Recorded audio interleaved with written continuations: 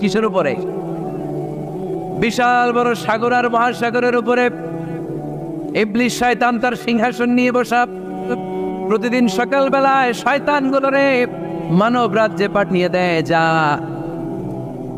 তোরা মানব রাজ্যে চলে যা, যে মানুষকে ওয়াসওয়াসা দেয়, ওয়াসওয়াসা দিয়ে খারাপ কাজ করা। সারাদিন খারাপ কাজ করার পরে কি কি ওয়াসওয়াসা দিল, কি কি খারাপ কাজ মানুষের মধ্যে ঘটালো, সন্ধ্যাবেলায় সব শয়তানে সেই ইবলিসকে বয়ান শোনায়।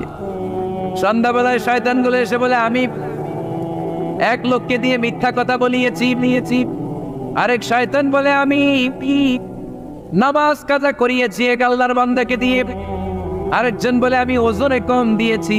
আরেকজন বলে, আমি সুদের ব্যবসার মধ্যে টাকা লাগানোর ব্যবস্থা করে দিয়েছি। এক একজন এক একটা ওয়াসওয়াসা দিয়ে আল্লাহর মুমিন বান্দাদেরকে ধোঁকা দিয়েছে।